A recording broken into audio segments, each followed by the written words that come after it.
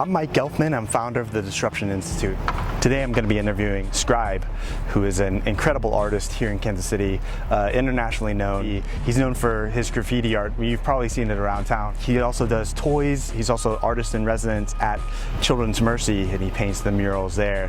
And I wanted to take some time to talk to him about the creative process, what that journey was like for him. He's got a children's book coming out called Scribble Squad on September 6th, and so there's pre-sale available right now. I'm going to be putting a Amazon link below where you can order it. We're also going to be getting his thoughts on our Streetcar app and what he thinks about that. One final note, we also have a conference every year. This is the 5th year of Compute Midwest. The conference has been in Forbes, Fast Company, Inc., and we've had amazing speakers. We've had the CTO of NASA, we had the guy who helped build the first iPhone for Steve Jobs. We've had incredible speakers. It's happening November 2nd here at the Kauffman Center. So go to computemidwest.com, sign up for the email, and this is episode 26 of Streetcar Stories. I wanted to be a Disney animator. Had a couple bumps in the road, and while I was in Boston taking the subway is when I discovered graffiti. So I went out and started painting murals because it was something that I could control and had access to of it. I just knew that I had a passion for doing it and loved it. It's like when I go out onto the street and I'm painting a mural, I'm trying to change the experience of what it's like to walk through a city, because it'd be really easy to focus on the negative junk that is going on, whether it be crime and so on. And what motivates me the most is offering the flip side of that coin.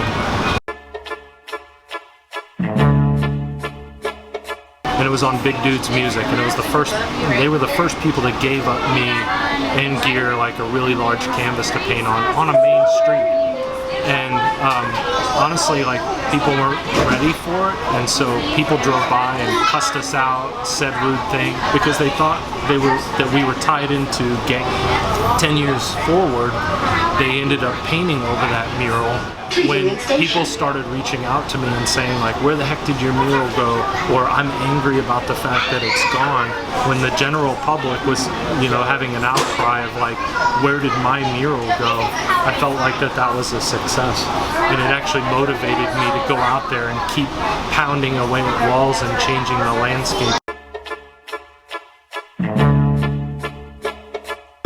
The consistency is what I found that ended up being a huge part of the appeal with people, of getting me out there. And so that perseverance of, like, pushing through my projects and building up a reputation, not only for hopefully providing the creative side, but also, having a reputation for finishing it and doing all that stuff, that ended up being half the battle.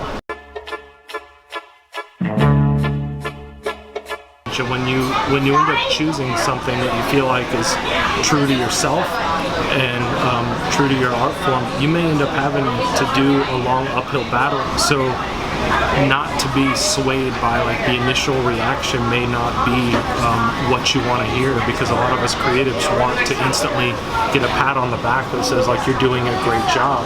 Just because you don't hear it right away may not be because you're doing anything wrong or too different. It just may be that you're early. And if you really believe in what you're doing, you just have to keep chipping away at it. And you have to, like, come to grips with the fact that maybe it won't ever make it to that point. But do you want to wake up every day, like, frustrated at doing artwork or doing a job that you hate, that's, like, utilizing your talent in a way that you're not enjoy? Or do you want to be frustrated by the uphill battle?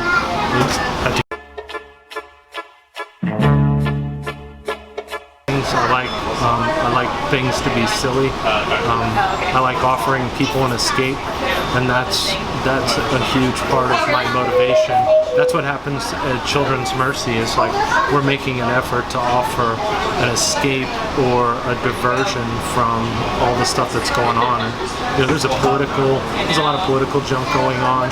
The kids that come into Children's Mercy are dealing with a lot of pain or a lot of, like, medical issues, and the murals that I work on there are an effort to, like, get them to think about something else and change the experience of what a hospital is like.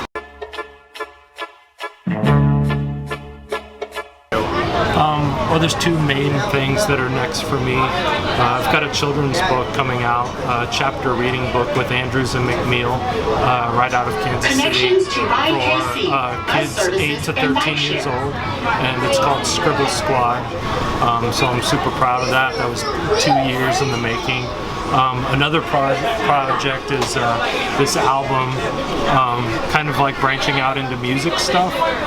I am no musician. So this is a guy named Tristal and another guy named Joker70 are two music producers I met up with, along with a whole bunch of, they are local. Everybody on this album is local. The inspiration for the album is my rhino character named Rumpus, who I've been painting around Kansas City for 20 years now. This is actually the 20th year anniversary, and that's what inspired the project.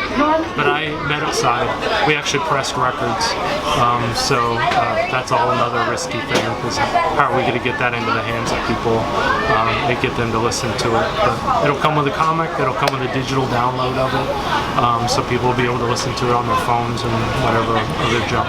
And all of this stuff releases September 2nd in a gallery show down at Counterpoint Space, right around 18th and Wynot.